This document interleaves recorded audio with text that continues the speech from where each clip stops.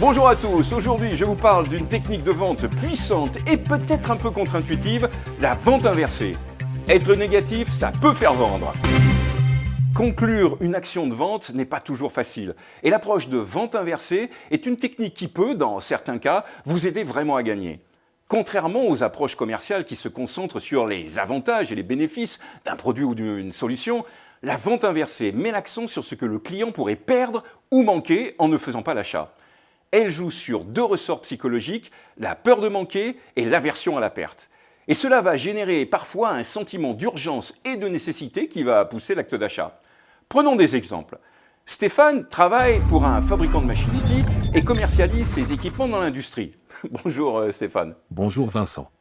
En approche classique, il argumenterait par « Monsieur le client, avec cet équipement, vous allez nettement améliorer votre productivité. » Avec la technique de vente inversée, ce discours peut devenir « Attention, en investissant dans un matériel concurrent moins cher, vous pourriez vous retrouver avec des coûts de maintenance importants, des arrêts imprévus et une perte de compétitivité face à vos concurrents. » Vous voyez, on met l'accent sur la moins-value en cas de non-achat. Et ça alerte plus. Merci Stéphane. Eh bien, à la prochaine. Autre exemple. Stéphanie bosse pour un éditeur et vend une solution logicielle de gestion de projet. Bonjour Stéphanie. Bonjour Vincent. Avec une approche classique, elle aurait un discours « Monsieur le client, ce software va vraiment améliorer votre gestion de projet. » Avec notre approche de vente inversée, cela pourrait devenir « En n'utilisant pas notre solution, vous risquez de perdre des heures précieuses à cause de tâches répétitives non optimisées. Mais finalement, ces pertes ne sont peut-être pas cruciales pour vous ? Là encore, on met l'accent sur l'aspect négatif et on va encore plus loin en disant que finalement, c'est peut-être pas important de perdre. Merci Stéphanie. Mais de rien, au revoir. En B2B ou sur des cycles de vente un peu longs, on ne va pas utiliser uniquement cette technique, mais on peut s'en servir comme un outil supplémentaire pour être un peu plus impactant.